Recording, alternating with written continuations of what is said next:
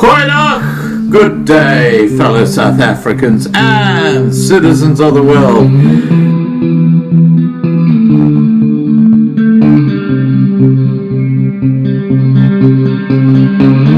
I've been looking around for salvation.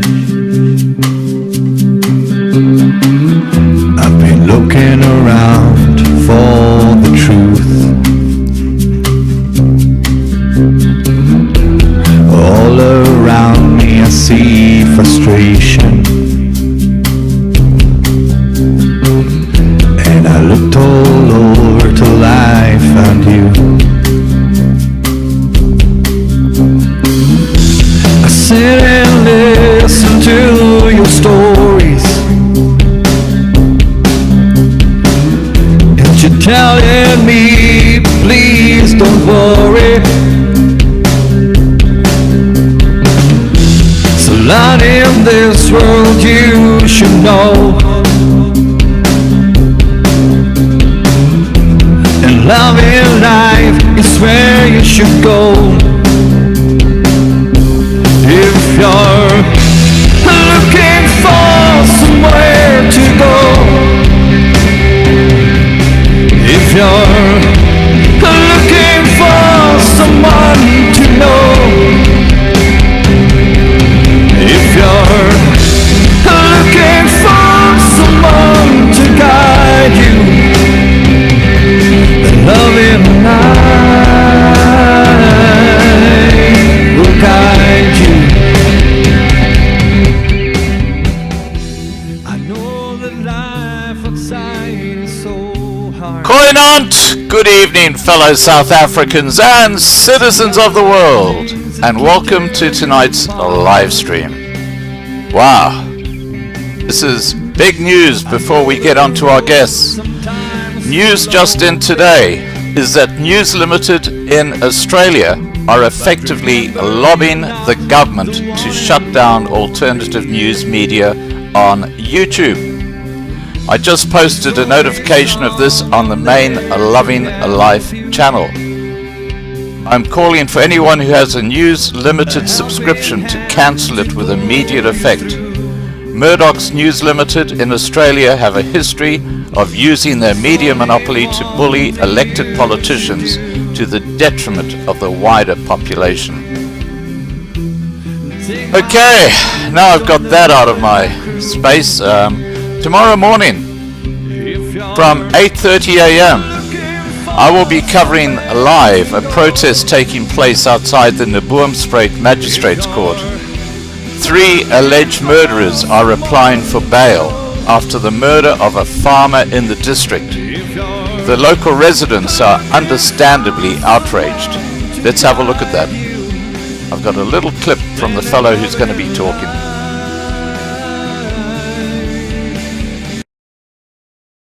Just going to get that on for you.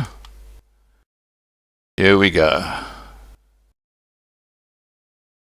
So you've got an alleged murderer applying for bail tomorrow. Yes, alleged.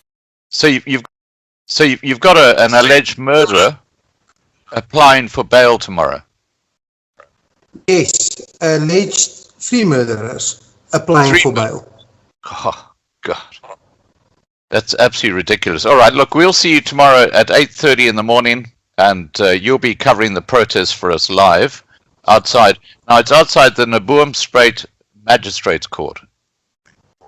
Yes, we are. Okay, so you got 3 murderers. They killed a farmer in the Naboomspruit area, and they are now applying for bail. Can you believe it? This is the new South Africa. Okay, we have 2 very, very special guests tonight, both in the entertainment industry and both suffering from the lockdown in South Africa. Here is a short video where Sharif Baker explains their situation today. Let me show you that video and then we'll get the guests on. Is key. Life in our country is changing. The coronavirus, or COVID-19, has become a global threat, and as of this pandemic requires that we step our actions to protect our industry. Our communications industry, especially in the film and live events sector, is being harshly hit, as it is throughout the world. Governments and health officials throughout are increasingly calling for the restriction of large gatherings to reduce the virus's spread. In response to this call, SACIA is calling upon the South African government and the broader business communities to provide additional support for event industry professionals impacted by these restrictions. The reality of us working in this industry, whether we are a freelancer or a small to medium enterprise, is that we have limited access to resources. The larger... Okay, so what you've got is two gentlemen who work in the entertainment industry, and we're going to be talking about how the lockdown has impacted them. So let me get our guests on, and we'll get the show straight on the road. Here we go.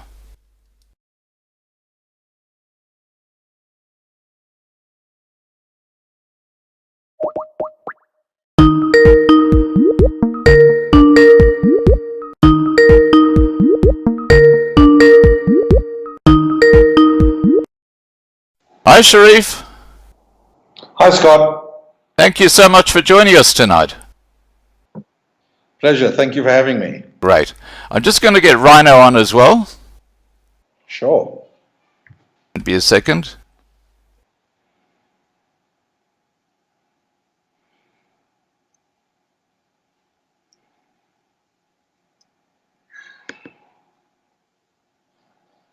There we go.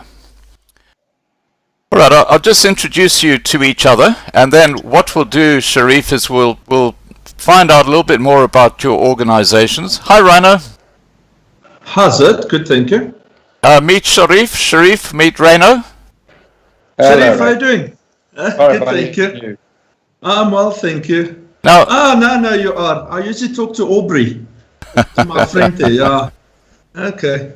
all right. Now, Rhyno, what we'll do is I'm just going to have a chat to Sharif about the organizations that he chairs in South Africa, and then we'll, as a collective, the three of us will talk about the lockdown and how it's impacted the whole entertainment industry. So I'll just start off by addressing a few questions to Sharif. Just give me a second here. I just want to change to speaker view. That's better. Okay, Sharif, please tell us your position in the industry. And I'm talking about you as being the chairperson of both the TPSA and the SACIA. Can you tell us what these organizations do? So the TPSA is a special interest group that fits under the umbrella of SACIA. The TPSA is the Technical Production Services Association, together with other special interest groups like the Event Safety Council, the Broadcast Industry Council, the Pro AV Council. And like I said, we sit under SACIA, which is the Southern African Communications Industry Association, which is a professional registered body with SACWA for our respective industries. I have been the chairperson for the TPSA for the past year, and have just recently become chairperson of SACIA during now the lockdown period. And collectively with the team and the rest of the board, we represent our members that fit under the SACIA umbrella with all the special interest groups. But because of COVID-19, we've broadened our horizon and our spectrum so that we can try and speak for everybody should they want us to. Right. Now, we'll talk about the impact of the lockdown in a little while, but what I'd like to do is just unpack more about your role in the industry. Obviously, taking over the chair position couldn't have come at a worse possible time with what happened with the lockdown. That must be an incredible stress on your organization and its members. Very much so. We are not government funded or corporate funded in any form. We are membership funded. And our organization primarily looks after the ethics, code of conduct, and making sure that you can be professionally designated in your craft. That is our primary goal as SACIA, together with all the other special interest groups. But obviously COVID-19 came along and changed the ball game tremendously, Right. especially as far as income is concerned, but also as the way we operate as well, because we are seen as the professional body, so that we should be seen as being trying to get the answers to try and help the industry and get it going again. Right. So yes, it has been quite difficult. I bet. So tell us what Light SA Red is and how did it come about? Because I was told about this. I think earlier this month you had a protest which was red lights shining on buildings and stuff like that. Can you tell us about that? Sure. So obviously it's no secret on the 15th of March when the president gave that fateful speech about the Disaster Act and lockdown and the gathering acts no longer in existence, our industry went from hero to zero overnight. But we understand why, because we're in a pandemic, and it's not just a South African pandemic, it's obviously a global pandemic. And our president spoke to a 3-week lockdown to try and flatten the curve, which we all throughout South Africa adhered to, reciprocated, because of for the good of humankind. Right. 3 weeks came and 3 weeks left. And then the Disaster Act was extended, or was obviously made up until 3 months, as well as lockdown levels were then brought into place. So many of us, and not just our industry, I'm sure many other industries, started communicating with the custodian ministers of various departments that look after our economy in government to find a way forward of which way we were going. And from that time, SACIA constantly reached out to the Department of Arts and Culture, who are the custodians of our sector of the industry, for communication, for inspiration, for information, more than anything else. And it has been falling on deaf ears. And then about a month ago, some of the industry members got together and said, listen, there's something happening in the UK and there's something happening in Germany, and they're calling it Light It in Red. So we were curious, and we reached out to our counterparts at the VPLT in Germany and in the PSA and the PLSA in England, and asked them what this was all about. And it was a campaign to gain the attention of government. And the reason why they chose the color red is because it's the international color of distress and emergency. And we, forgive the pun, a little light went on, light bulb moment, when we realized that, hey, we're in distress and we are in emergency need of assistance from our government. Right. And yes, we understand that under the Disaster Act, protest is illegal.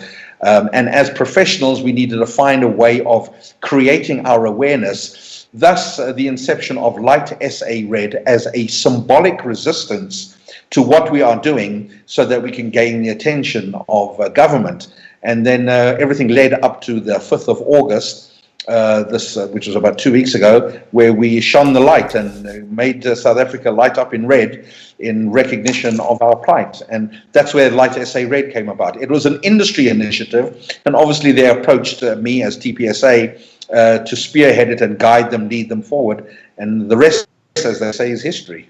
Right. Now, I just want to quickly address the people watching the live stream right now. We've got well over 150 people on. Please, guys, if you've got questions you'd like to put to Sharif or Rhyno, please just put them in the side chat. And also, please remember to subscribe to this channel. We have live streams most nights, and we're going to have one tomorrow morning at 8:30. Now, okay, getting back to you, Sharif, you've talked about the lack of response from the government. I've heard that from everybody who's in, even the TLUSA have problems trying to get their minister to respond. You know, you can send emails, you can get on the phone, you can do whatever, and it's like there's a brick wall that they just do not communicate. Have you found that in particular with the minister you deal with? Very much so. He hasn't responded directly up until the 5th of August. Everything that was communicated was with a lower tier person, and the answer was always, we'll get back to you. And also And they never speaking to, do. like you said, speaking to parts, it's exactly the same thing throughout the world, because we are seen as very last on the list, because we are probably seen as the promoters, forgive my analogy, of the virus, because of the gathering of everybody being put together, which I dispute vehemently, but that's a discussion that we can unpack a little later on. Right. Okay. So, Rhyno, have you had any contact with the government? Have you found that issue? Well, being a bit smaller company, I have tried to make connections with governments. Firstly, as well, I just want to say thanks for Sharif to have done as much effort as I can to make awareness. It's really appreciated. But yeah, again, the same. I get forms and so on. You try to fill in forms. You get to websites. You don't really get to the actual connection to actually get to the funding and that might be available. So I just sort of basically gave up on that. So you haven't got any funding at all from the government? No, I haven't, no. Okay. Now, back to you, Sharif. Is there funding available to people like Rhyno? So when the funding was made available, or should I say was announced, for our specific sector, an amount of 150 million rands was made available for sports, arts and culture. When it came down to our department, it was especially funding looking for people trying to put virtual events together, which catered more for the artist and the poet and the musician than it catered for the technical companies at large, which numbers greatly compared to artists in this country.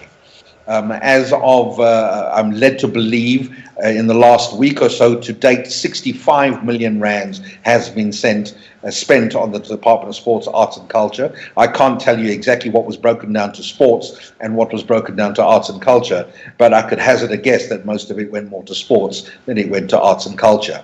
A lot of people that have applied or did apply for that funding, it has fallen on deaf ears because of the stringent rules and regulations that have been put into place. Because the one thing you must understand, Scott, 90% of our workforce in our industry are freelancers. Right. And thus are not subjected to the assistance of UIF or TERS, Right. or even being registered for that fact. Okay. Now, we're one of those conditions, black economic empowerment. In other words, that they had to be BEE compliant. That was the going around right in the beginning, and that was redacted and withdrawn literally immediately, where that was pulled away. And so, no, to date, nothing is BEE compliant. It is all open for all to make those applications. In fact, I think as of today, the minister spoke of a second wave of funding that's been made available to the industry and to the department for any and all to apply for. Right. Okay. Now, I just want to go back to Light's SA Red again, and I just wanted to cover that aspect of the communication with the minister. Who do you speak for as Light SA Red? So when Light SA Red got put together, the very first meeting was a collective of majority of the industry role players, big brand names and small brand names alike, that own technical, that operate in our sector. And invites were sent out to everybody. And at the very first meeting, we all got together and said that this is what we wanted to do. And very informally, it was put on me to lead it on behalf of the industry that came forward. So when you say, who do I represent majority of the role players that were there in that meeting, and I call them a collective because it wasn't a board or a council. It was just a collective of industry people with the same passion of trying to find a way to kickstart our industry. If I'm allowed to mention names, then it would be companies like Rhyno's, it would be like Gearhouse, it will be like MGGs of the world that came together and said, listen, let's try and do this under the leadership of the TPSA. Right. Okay. Rhyno, do you want to comment on that? No comments. I think Sharif so far is answering all the questions that needs to be said. Right. Okay. Okay. Continuing on. Let's talk about the facts and figures of the industry, Sharif. You know, the statistics, the role the industry plays for South Africa. So I regret to inform you, Scott, that, in 2005 was the last time any form of survey or data capture was put together. Going back then, you were probably looking at about a workforce of about 25,000, generating an income of close to 12 billion rand. Now, bearing in mind, since then we've had a FIFA World Cup. And that opened up the doors for many industries or people to start in our industry, as well as create the opportunity of international artists coming to our shores, as well as exhibitions and conferences. So yes, we are busy putting facts and figures together, and I cannot give you exact stats, but I can safely tell you that we are looking at a workforce in the events industry in this country between 800 and 900,000 people. Add on their families, you're looking about 4 to 5 million people in total. You're looking at a rand figure. I can't give you the exact amount, but if you look at the 5 big festivals that I'm aware of, and there are hundreds of the 5 big brand name festivals, they bring in collectively about 50 billion rand.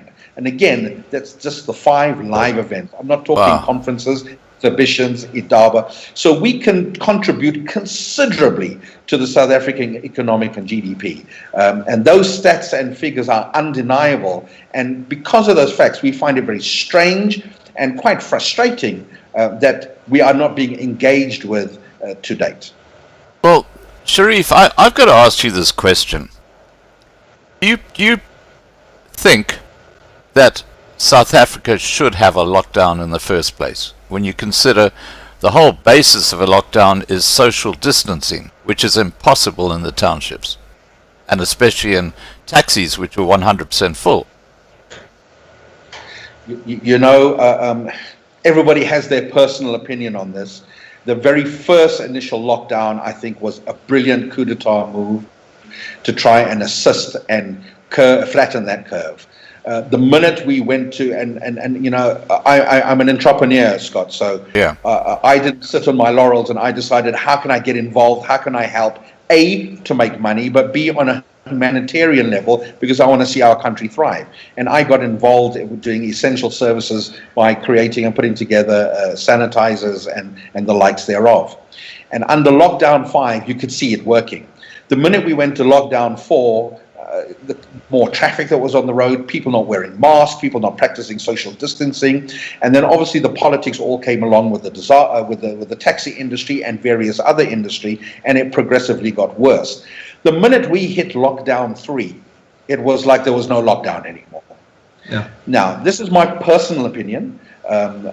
For whatever stats the government has and the Department of Health, they will be able to give specifics. I cannot. I can only tell you what I can see visually.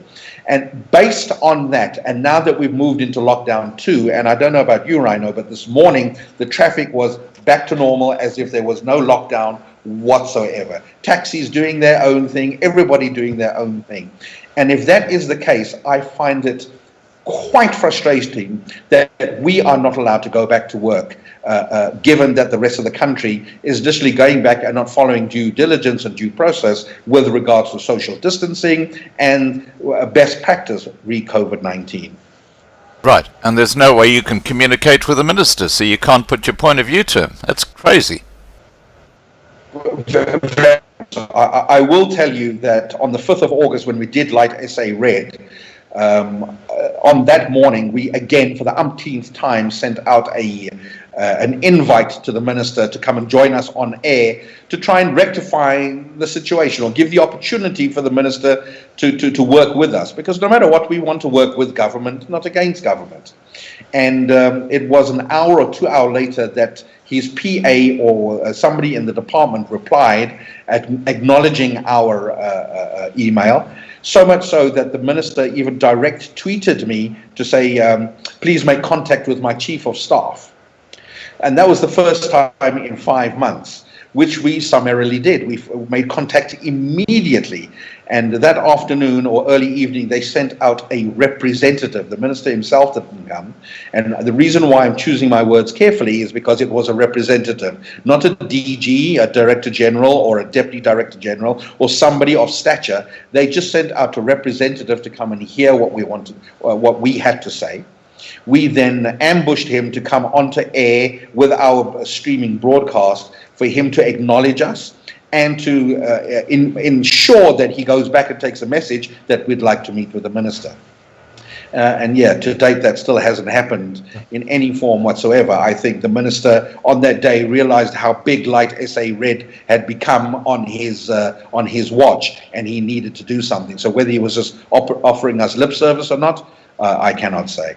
Right. Now, who is the minister you deal with? Minister Nathi Mthethwa. Nathi Mthethwa. Right. Mthethwa, Okay. Now, okay. Talking about this lack of involvement by the politicians, I have heard this from so many people in different industries, be it tourism, be it the entertainment industry, be it the agricultural industry.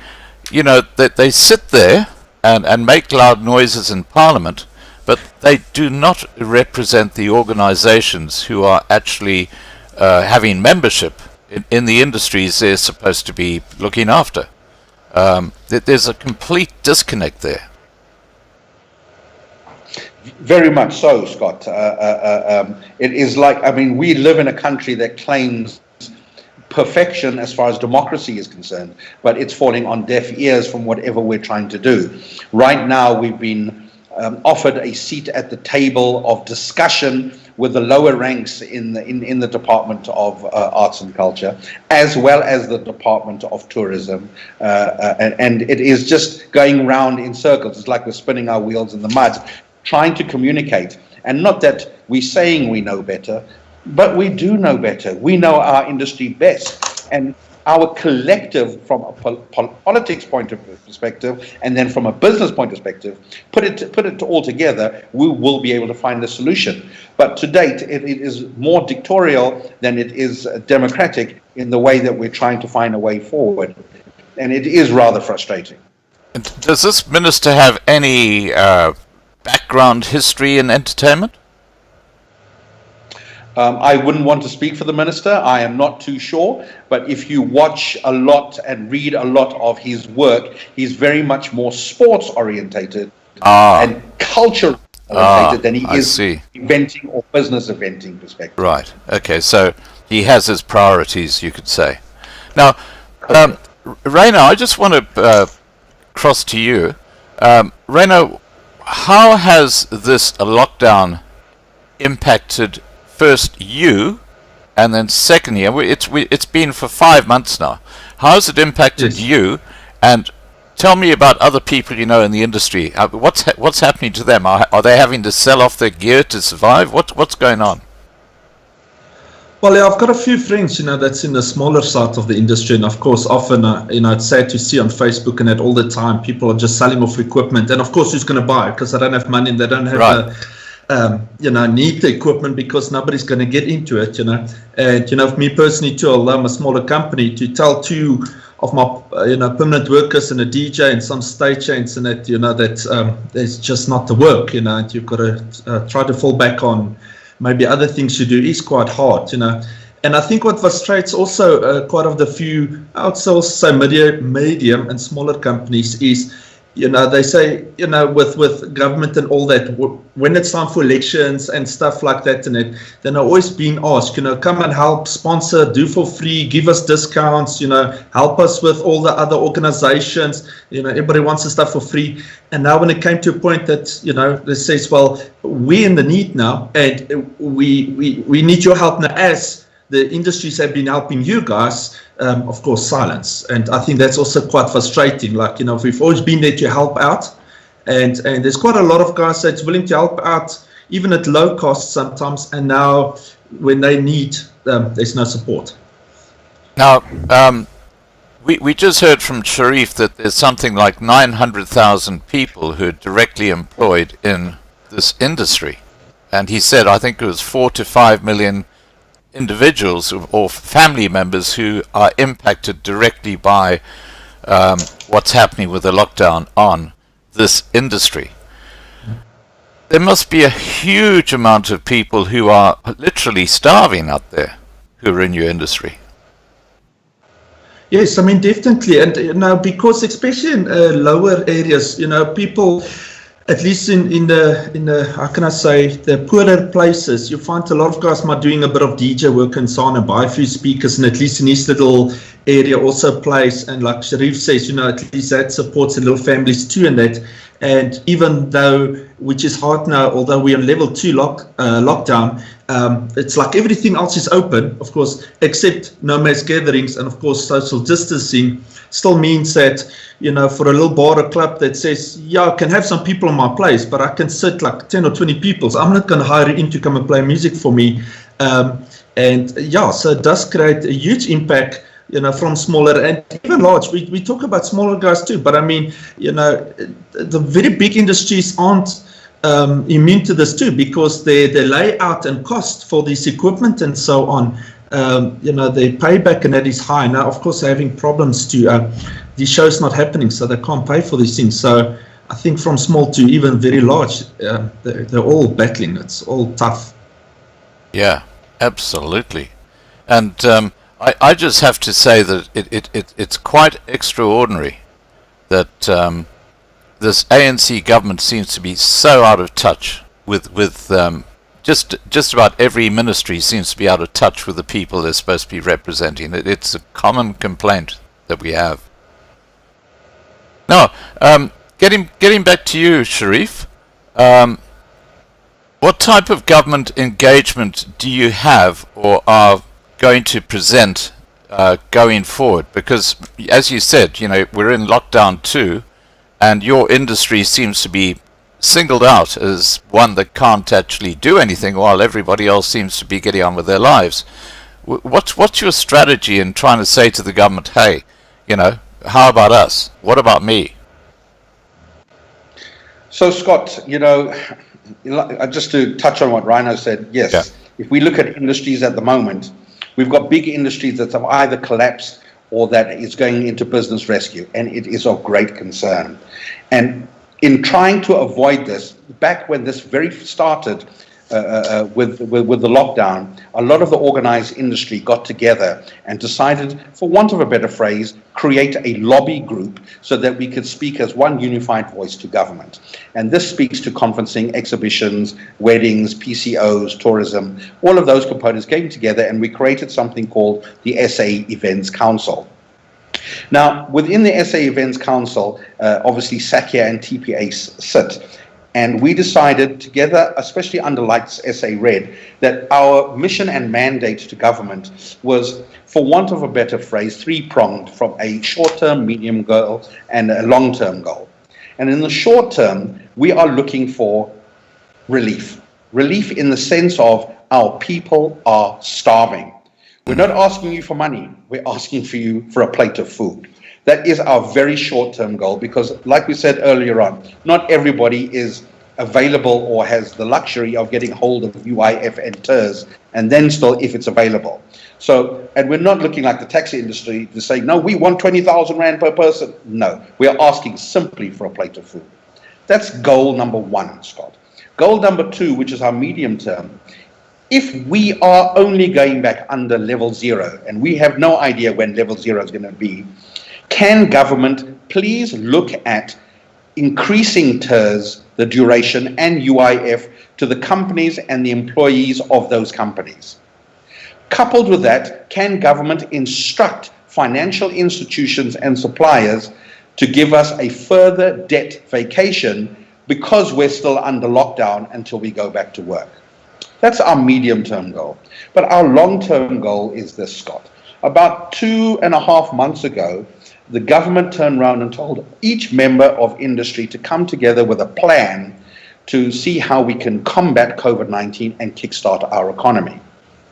Our industry were very fortunate because under the entertainment law and the eventing law and the SACIA Act, we have follow a very stringent regulation compliance route in order to host an event. You cannot host an event in South Africa unless you've got city permission, SAP's permission, a structural engineer, and the various others that go with it. So we very quickly, with our Event Safety Council, put together a formidable and comprehensive document based on the spine of the Event Safety Alliance of both Europe and America, and created a reopening events safety guideline protocol, which we had the inclusion of the Chief Inspectorate of Department of Labor to ratify, and we've now handed over to the Department of Health so that they can present it to NEDLANC, which is the Command Council under COVID-19, for consideration so that we can reopen our industry.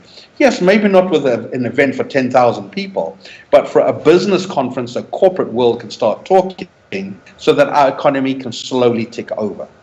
But it has fallen on deaf ears thus far. And that is our plan. We don't just want to go to government and say, hey, listen to us, we want money. No, we have got a fully comprehensive plan under the SA Events Council to present to government, should they ever afford us the opportunity to present to them. Right. Wow. You know, the thing that I find quite extraordinary is that there seems to be this complete disconnect between government and the impact that's happening to your industry. I mean, it really, I can't, apart from tourism, I can't think of any other industry that's been as impacted as the entertainment industry, because it flies in the face of social distancing. You can't have it if you're going to have an event, which is the big issue. What stage do you think the government are going to start lifting this barrier on your industry? So if you look at the very first early stages of when the lockdown levels were introduced, and you can correct me if I'm wrong here, Rhyno, I'm led to believe that we only go back under level 0. I don't even think it is level 1. I think it's level 0 that they allow us to go back. Well, that brings me to a related point. You know, these big events that you have, where you've got like a stadium and you've got a singer who comes over, and you need a variety of skills doing different things to actually make that happen. Now, because of this lockdown and because so many people are just going bankrupt, there's going to be a real issue trying to get those skilled people together with the equipment to actually put an event like that on in South Africa.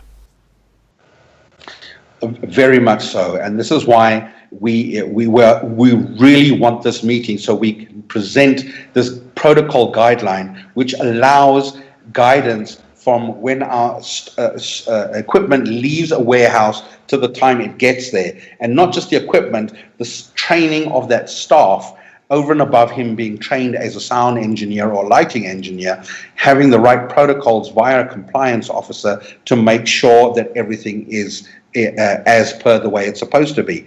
But you bring up a very interesting point, and this is something where SACIA comes in specifically. The one thing that we've been pushing for and advocating for is professional designation in the field of your craft.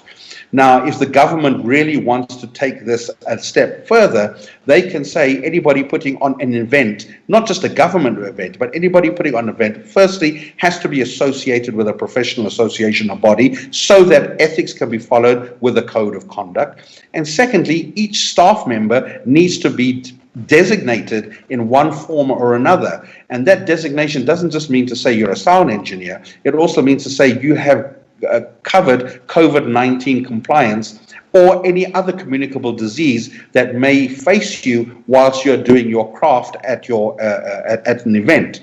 Now, this is a journey that's not going to happen overnight, but this is something that if we can all train ourselves to do so from now already, by the time we do hit that point of level 0, we are going to be eager, willing, and ready to go with a workforce that is capable of doing so. Okay, we're talking about hitting level 0, or the lockdown is completed. how do you rebuild your industry? Because it's going to be absolutely devastated, because they're now talking about going to level 0 somewhere in 2021. I mean, there's nobody in your industry who can survive that long.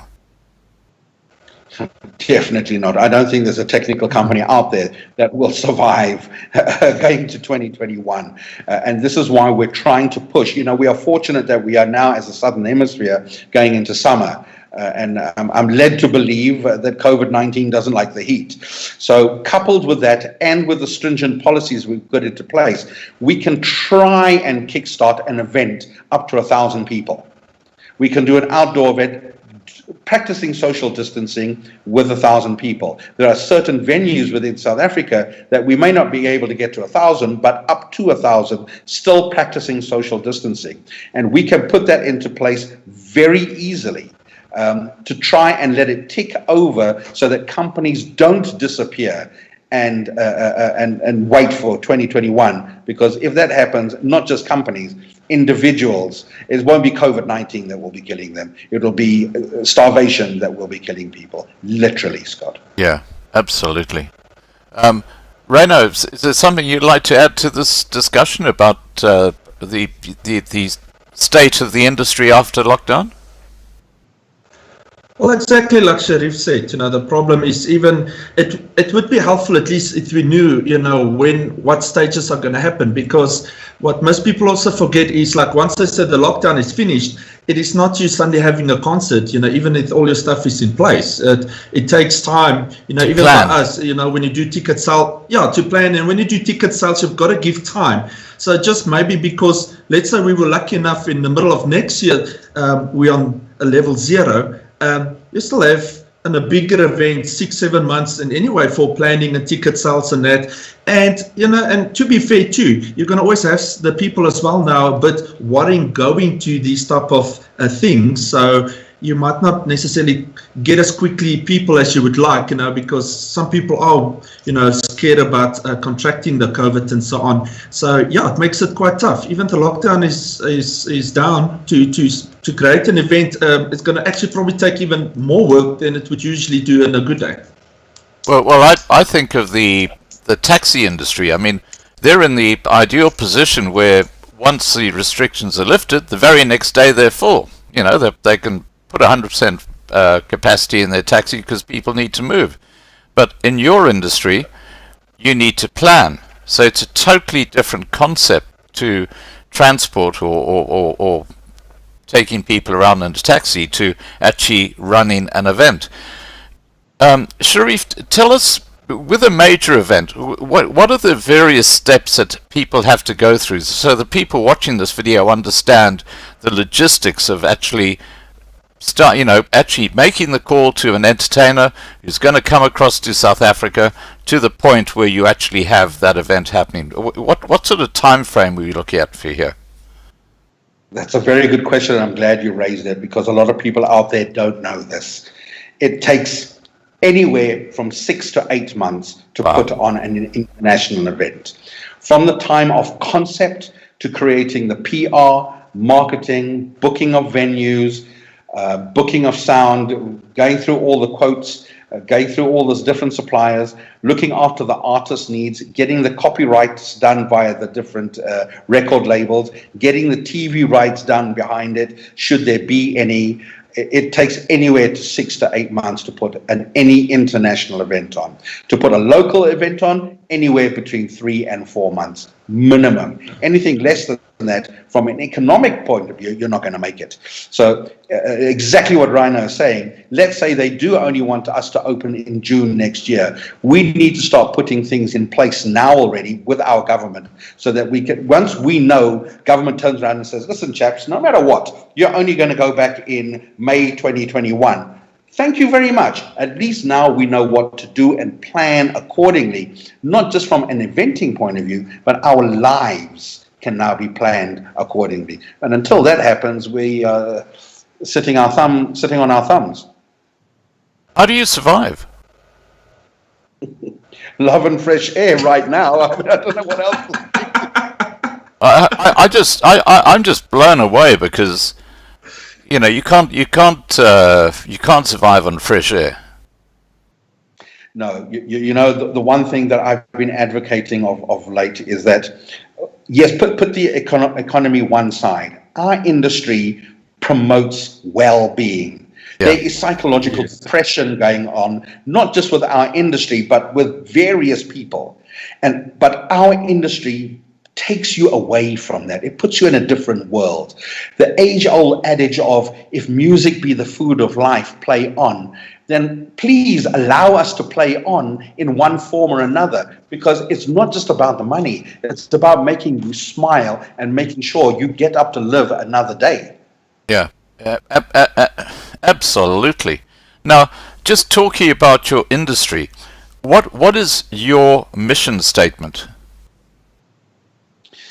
So our mission statement is simple. Engage with us. Let us talk. Let us help you, government, because by us helping you, we are helping ourselves. And it's not just live events, government. It's conferencing, it's exhibitions, it's tourism that all forms part of an eventing industry. I think the outline that I gave earlier on of our 3 goals forms part of our mission statement. But the most important thing is, please engage with us in one form or another so that we can have an understanding to take back to our industry and our members so that they can see a little bit of light at the end of the tunnel.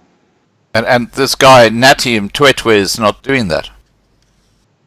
Nothing whatsoever. He is, to date, he hasn't said, yeah, Sharif, okay, we're meeting. Let's meet next week, Tuesday at 6 o'clock on Zoom, or whatever. It just not happened. Right now, we've been fettled down to the DG and the DDG and his staff, of which we are engaging with. And funny enough, we have a meeting with them scheduled, supposed to be happening tomorrow, of which my first question is going to be, so when is the minister going to talk with me? Wow, that's absolutely crazy. Now, obviously, your industry is in a perilous position. I mean, you can't survive without holding events. You must be really needing the community to come in behind you. How can the community come in behind your industry? Right now we are in a time of technology that is beyond belief. It is the 4th industrial revolution, right. And just by virtue of social media can have a massive and great impact. A lot of our freelancers and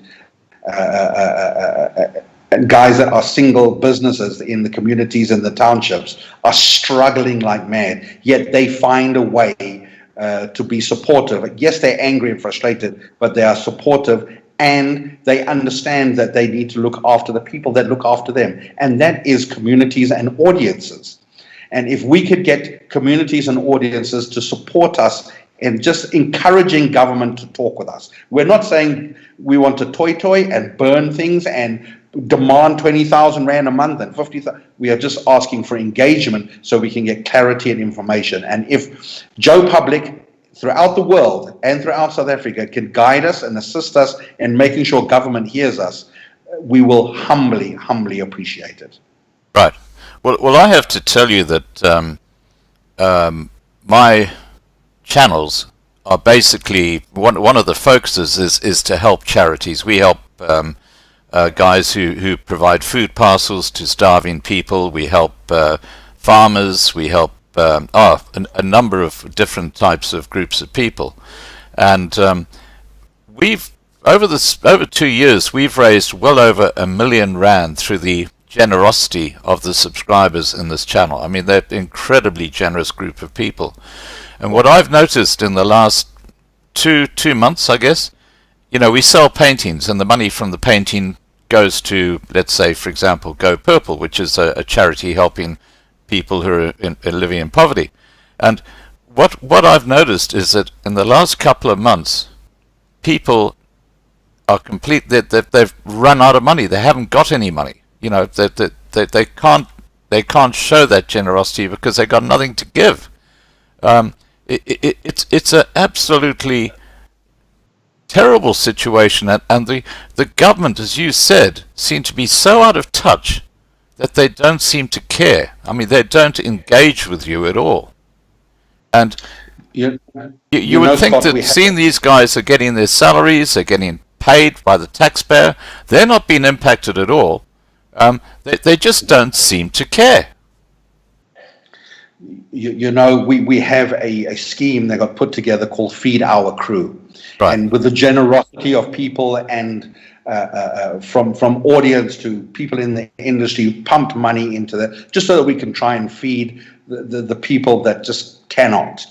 But like you said, it's a lose-lose situation because the money has dried up. Yeah. And this is why we're pushing and forcing and trying to get government to throw some money at this initiative and the scheme, and they can audit it. Please, by all means, you can control it, but at least try and feed our people, considering that you're still getting a salary, considering that it's just been made apparent that there is billions of rands that's just been lost to corruption under the PPE tenders scandals that's been taking place. That's absolutely disgusting. It's a story. If somebody was doing a PPE transaction and earned some money that he shouldn't have, and he was putting it back into the community to feed the people, then I'd say thank you, Mr. Robin Hood. But that's not even happening. Yeah. Well, I found two of Ramaphosa's recent statements to be so contradictory. It was crazy. He got up there last week and he said, "We are going to tackle corruption, and it doesn't matter what level within the ANC that's happening." And that was his statement, public statement. And then apparently that weekend they had a Zoom session, and Ace Magashula got very upset, and I don't know exactly what happened, but it was out in the media. And the very next day, Ramaphosa says, "Well, for the sake of the ANC, keep it together. We're going to do anything to make sure that we keep the ANC together." And the message there was, okay, dealing with corruption is too hard, we're not going to do anything about it. And then they employ in the committee looking at corruption just the ANC. They don't involve the Freedom Front Plus, the EFF, the DA, anyone else. It's just the ANC black privileged cadres. It is disgusting. The ANC must go, is my point of view anyway. What's your point of view on that, Sharif? I'm apolitical. I fight for justice. That is my bottom line here. Whatever I do, justice must prevail in any form whatsoever. So whether it's the ANC, EFF, Freedom Front, DA, it doesn't matter. I just fight for what's right and what is just. That is the ultimate goal, as per Sharif Baker. Right. What about you, Rhyno? What do you think?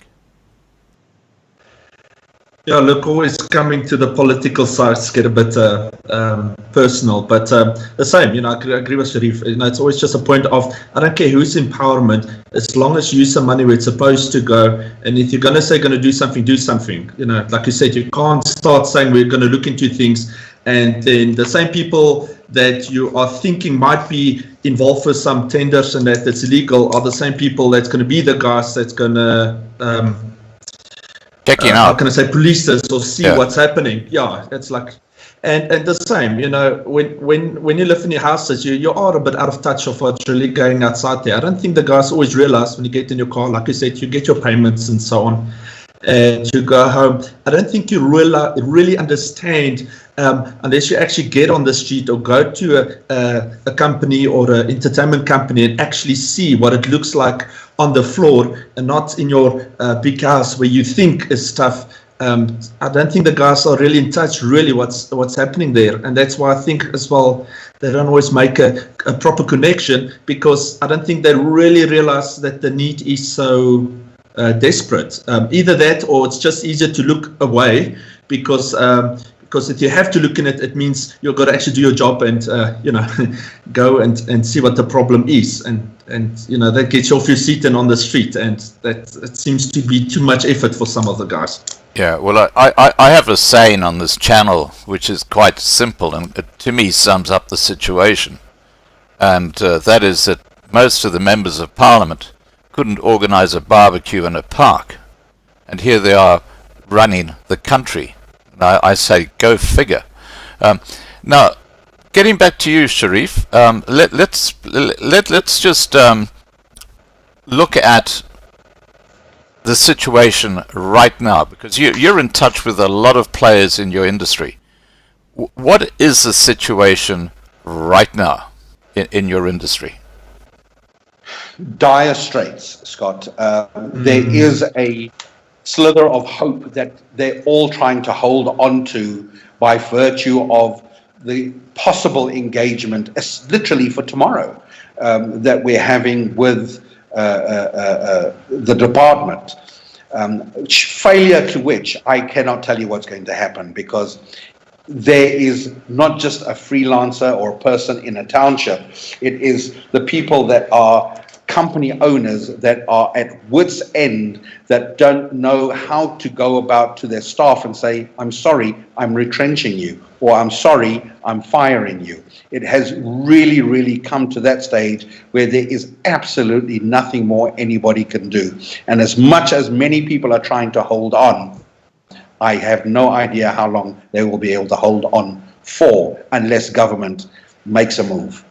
And the complicating factor about what you just said is that once you fire someone, they might leave town and go and work somewhere else, or work on a farm. You lose contact with them, and after the lockdown you want to get those people back together again. They're gone. You got to start again. No. Absolutely. I already know of people, professionals in our industry, that have done just that and gone farming, because that's an industry that has been constant, and because of having an access to a family member or a friend, they've gone there. Now, obviously, from a respect and loyalty perspective, you can't go work for somebody for 6 months and say, okay, cheers, I'm going back, my industry's reopened. For all intents and purposes, they're maybe going to have a good life, or they've resettled their children and their wife is now settled. So trying to get that person back is going to be easier said than done, which means when our industry does kickstart again, like we said earlier on, there's going to be far and few in between that would be able to run our industry, if any. Right. Rhyno, is there something you'd like to add to that? Yeah, I feel the same. You know, I'm at a point too where I had to tell some of my guys, I'm really sorry. At one point we were able to do like half payment, and then I got to a point now where I said I just can't anymore. And it's really hard because, you know, the sun can be quite tough too, and people get tired and you might have your fights, but it becomes such a close unity, and it's like breaking up a family. And the same, once I settle somewhere else, you know, for me too, being a very I would say a very organized person, to get somebody else to replace that person too, and to actually feel or click in your company so that you don't have issues, but you've got a good workflow, takes time again. You know, sometimes you would hire people on a basis just to see, and you might have to go to 3-4 people till you find the person that understands your way, does your things, and you can work together. And losing that and trying to find that again, really can get quite tough. Yeah, I what I'm getting out of this is that your industry is totally unique. It's not like most other industries which after lockdown can just go bang. You know, you open up your pub and the guys come in and they have their beer, you know, just like that. In your industry, it requires planning, you know, especially for the bigger players. They've got a plan for events. And then you've got to have the people with the skills. So you've got a double whammy where you can't plan for the events because you don't know when the lockdown's ending.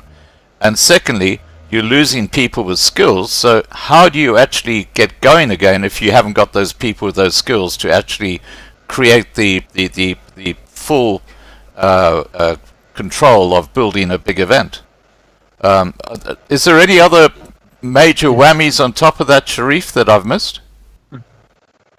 No, I think the other whammy is one thing our industry has is harmony. Harmony in the sense of there's no such thing as I'm black and you're white. Right. We are sound engineers, we are lighting engineers, we are technicians, we are box pushers. We work together in harmony. Right. And by them pushing this envelope, human nature will dictate anger and frustration, and it will bring about challenges due to, it's because I'm white, oh, it's because I'm black. And that's something I really want to avoid, because our industry has not seen that in the longest time. Our industry does not know color in any form whatsoever. I sit at the same table and eat pap and vleis, or vice versa.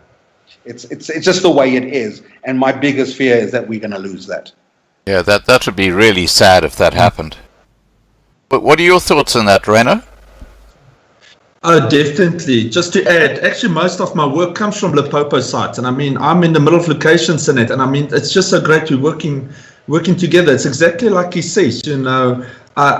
It's funny when I hear people go about racing, because I'm like, in our industry, the guys really work together. If you're a sound company, can do the job, you do it. If you're a good singer, you do it, and it really does create a unity. That's the thing about music, and that, you know, it does bring people together, and it creates a unity in that. And of course, now that like Sharif says, now that we already isolated apart and losing that part of entertainment that is music to your soul, and does create a bit of excitement in tough times, to lose all that just adds to the stress and the hardship, and it makes it so much more difficult, you know. I mean, right through the age, if you want to say Stone Age, it was proven that they were at some point doing, whether it's rain dance or fire dance or beating on drums, it's really something that's in our soul, that's always been there for thousands of years. And just to lose that, yeah, I mean, even me personally, although I do quite a bit of video stuff and I'm lucky on my video side, the point of the music side is really frustrating me that I can't be in there. I can't be with the people. I can't be in the music. And it's quite soul crushing as well. Yeah. Well, on this channel, every Saturday night, we have jamming sessions where we get a couple of musicians in, and they sing, and we have a nice, quiet, relaxing evening. And fantastic people, fantastic voices, and yet just like your industry, well, they are part of your industry, but they're obviously musicians, they are in absolutely desperate states as well. It's absolutely terrible what's happening right across the industry. What I'd like to do is I'd like to just see, are there any questions that have been asked in the side chat? I think most people are just listening. Yeah, if there are any questions, just put them into the side chat. But while people are doing that, I'm going to start off with you, Rhyno. Is there something you'd like to say to people watching this video about, you know, the perils of what's happening to your business, you know, in South Africa under lockdown?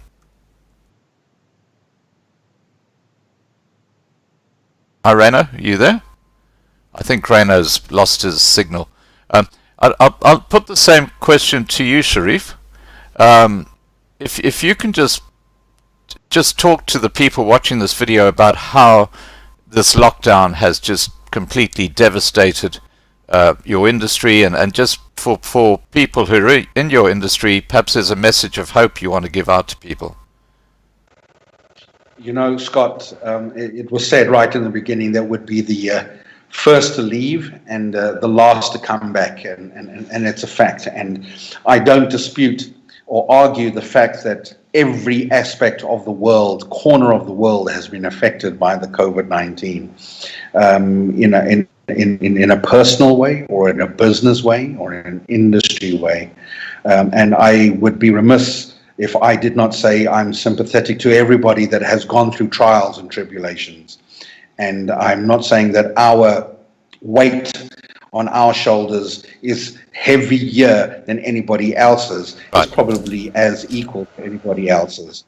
But we're in a time now that if at any time you've listened to a song and it's put a smile in your heart and a memory of a once lost love, or an exhibition you've gone to and you remembered seeing a product that has changed your life, or attended a conference that has changed your life in your way of thinking, I implore each and every one to remember us and think of us, and in your own small way, if you can, try and assist us, both by getting the word out there for them to engage with us, government to engage with us, and not just for South Africa. Everywhere in the world, our industry is suffering the same plight. And if you can speak on behalf of yourself, or if you can have the power to speak to a company to try and assist with, for example, here in South Africa, our Feed Our Crew scheme to try and put a plate of food on a table for somebody. I beg you, try and help us. Right. Now, just talking about Feed Our Crew scheme, how do people actually participate in that? So a lot of it is via Facebook. I can give you. I don't have my phone on me now, but if you go onto Facebook and it's hashtag Feed Our Crew, all one word, a lady by the name of Tamsin or a gentleman by the name of Kakiso will reply back to you literally within seconds, right, and give you details with regards to Feed Our Crew. I do apologize, I don't have my phone with you to give the exact details, but it's easily accessible via social media on hashtag Feed Our Crew. Right. Now, if you put that link into Skype later, I'll actually drop it into the description below this video, so that people can just click on that and go straight to it. Is there anything else that people can effectively do to help your industry? And other than those two items for now, the only thing I can say is pray with us, be with us, and let your thoughts be with us, and not just with us in South Africa, with everybody in the events industry around the world, so that you can allow us to come back and put a smile on your face. I mean, further than that, I don't know what else I can request or suggest other than try and get us the audience and get government to listen to us. Right. Welcome back, Rhyno. Sorry, I'm on a set link and we've got really heavy cold front winds coming in, so yeah, and then my dish moves a bit. No problems at all. Look, just in closing, is there a message you'd like to give to people watching this video on basically how your industry's been impacted and how people can perhaps help people in your industry? I think we've lost Rhyno again. I think the wind has got the better of it. Yeah, I think the wind has. All right. Look, I just want to thank you, Sharif, and I want to thank Rhyno as well for coming on to this live stream tonight and basically setting out the challenges you're facing as an industry. And I just want to thank our moderators. Thanks, guys, for looking after the side chat. And also for people who've been watching this live stream, thank you for joining us. Don't forget at 8:30 a.m. tomorrow morning, I'm going to be covering live the protests taking place at Naboomspruit at the Magistrates Court, where the community are outraged because 3 men who allegedly murdered a farmer are seeking bail, which is just quite extraordinary. But we'll be covering that from 8:30 tomorrow morning, your time, here live on the Loving Life channel. Alrighty, with that, I'm going to sign out. We've lost Rhyno, so it's been fantastic chatting to you, Sharif, and finding out about the challenges in your industry. Let's keep in touch, and if something big happens, please contact Marlena. And we'll get you on a live stream. Thank you very much. Thank you for the listeners and the viewers for taking the time to listen to us this evening. And we look forward to better days. Okay then. All right, everybody, please take care and have a lovely evening.